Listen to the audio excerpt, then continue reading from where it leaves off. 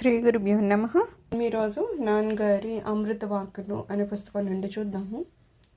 ఇక్కడ అసలు సుఖం అనేది ఏంటనేది మనకి అర్థం కావడం లేదు అంటున్నారు. ఎలాగంటే ఇప్పుడు మనము ఏదో బ్యాంకుల్లో ఏదో కోట్ల రూపాయలు దాచేసుకుని ఉంచుకున్నాడు అనుకుందాం. కానీ కేవలం అక్కడ ఉంటే బ్యాంకులోనే ఉంది, అతను రూపాయి తీసుకుని ఖర్చు పెట్టుకోవట్లేదు. లేకపోతే బ్యాంకుల వాడికైతే కోట్ల రూపాయలు బ్యాంకుల్లో ఉంటాయి, అక్కడ ఉంటాయంట అన్నంత మాత్రాన నాకు అదేమైనా సుఖం వస్తుందా? రాదు. ఎప్పుడు వస్తుంది? ఆ బ్యాంకులో ఏదైతే డబ్బు ఉందో అది నా చేతికి వచ్చి అది నేను ఖర్చు పెట్టుకుంటే నా అనుభవంలోకి వస్తే కదా సుఖం వస్తుంది. ఇక్కడ అంత క్లియర్ పాయింట్ చెప్తున్నారు. ఏమని? మనం సుఖం కావాలని అనుకుంటామంట, అలాగే భగవంతుడి గురించి ఆలోచిస్తూ ఉంటామంట, కానీ మనకి సుఖం దక్కడం లేదంట.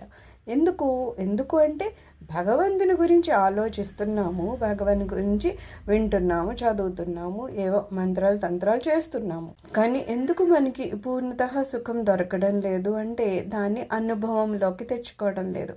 కేవలం కృష్ణాను రామ అంటే సరిపోతుందా? లేదు.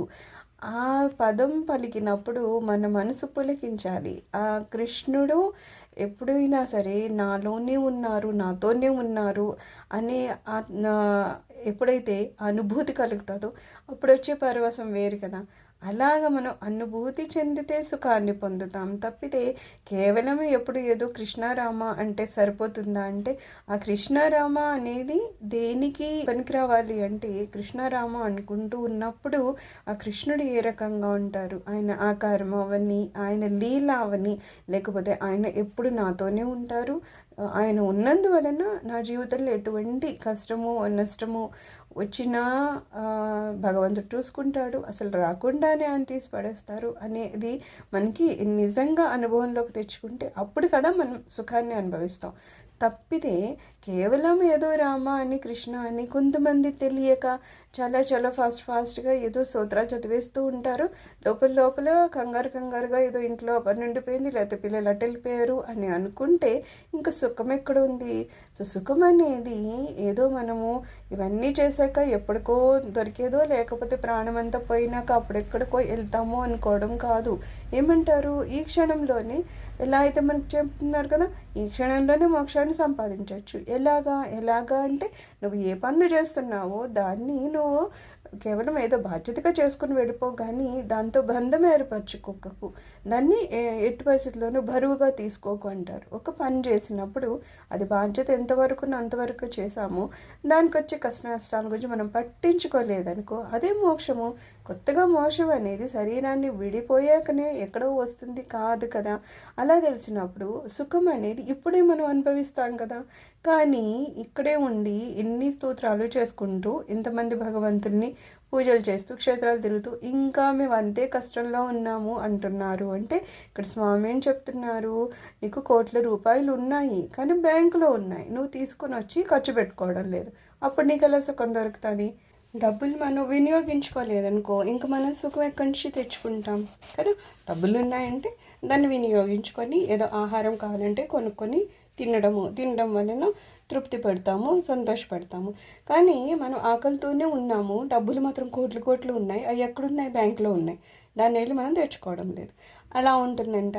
మనకి కృష్ణారామ నామం తెలుసు, కృష్ణుడి గురించి ఆలోచిస్తున్నాము, కానీ దాన్ని అనుభవంలోకి తెచ్చుకోలేదు. ఈ క్షణం మనం భగవంతుని గురించి ఆలోచించి అనుభవంలోకి వచ్చి పరమానంద స్థితికి వెళ్ళిపోగలము. కానీ అది చేయకుండా కంగారుగా ఏదో చదివేయాలి, ఏదేదో ఇన్నిసార్లు కంప్లీట్ చేసేయాలి, లేకపోతే ఇది అవ్వగానే ఏదో పనికి వెళ్ళిపోవాలి అన్నట్టు పూజ ఏదో కంగారుగా చేసేస్తూ ఉంటారు, ఏదేదో చదివేస్తూ ఉంటారు. అలా చదివే వాళ్ళకి ఆనందం వస్తుందా? రాదట. ఎందుకంటే వాళ్ళు కేవలం నమ్మయితే పలుకుతున్నారు, కానీ అక్కడ అనుభవం అనేది లేదు. నిజంగా కృష్ణుడు అక్కడ కూర్చున్నారు అన్నప్పుడు ఎలా ఉండాలి? ఒక బాబు అక్కడ ఉంటే చూడండి, అసలు నైవేద్యం కూడా ఇలా పెట్టాము, వెంటనే ఏంటో కడిగిస్తాం కాలు కడిగిస్తాం అని చెప్పేస్తాం కదా అని చెప్తారు. అది చాలా తప్పైన విషయం కదా. నిజంగా ఒక కృష్ణుడు ఉన్నాడు, ఒక చిన్న బాబు అక్కడ ఉన్నాడంటే అలా నోట్లో పెట్టగానే కడిగేస్తాము, నోరు కడిగేస్తాం అనేస్తామా? చేసేస్తాం అలాగా? నిజంగా చెయ్యం కదా. అంటే అక్కడ మనకు అనుభూతి లేదు. అనుభూతి ఉన్నవాళ్ళు వెంటనే అలాగ ఉపచారాలు చేసేయారు కదా. పెట్టాము బాబుకి ఒకటి ఏదో పెట్టాము, ఆ బాబు తింటాడా, తినడానికి టైం పడుతుంది కదా, కనీసం 1 నిమిషం 2 నిమిషాలు. ఆ టైంలో మనం ఏదైనా జపం చేయడమో లేకపోతే అలా కూర్చొని ఆయనకి ఏదైనా ఇంకో ఉపచారం చేయడమో చేయాలి తప్పితే ఇలా పెట్టిగాని చేస్తున్నామంటే అసలు మనకి అనుభూతికి రావడం లేదు. ఎప్పుడైతే అనుభూతికి వస్తుందో అప్పుడు మనము ఆనందాన్ని పొందుతాం. తప్పితే ఇన్ని సంవత్సరాలు చేస్తున్నామండి, ఇంకా అక్కడే కష్టంలో ఉన్నాం, ఇంకా అదే బాధలో ఉన్నాం అనేవాళ్ళు ఎంతమందో చూస్తూ ఉంటాం. ఏమంటే మేము పూజలు చేసేస్తున్నాం అని చెప్పడానికి కూడా వాళ్ళు ఎక్కువ ఇష్టపడరు కూడా. ఏమన్నా అంటే అవి లేదు, మాకు అంతకన్నా బాగా తెలుసు, నాకు తెలియని స్తోత్రాలు లేవు. నేను చెప్పాను కదా ఒక 85 ఆవిడ గురించి, ఆవిడే తిరగని క్షేత్రాలు లేవంట, చదవని పుస్తకాలు లేవంట, అన్నీ తెలుసు కూడా ఆమెకి ఆనందం అనేది ఎందుకు అనుభూతిలోకి రావడం లేదంటే అనుభూతిలోకి తెచ్చుకునే ప్రయత్నమే ఆమె చేయలేదు, మనసుని అక్కడ లగ్నం చేయలేదు.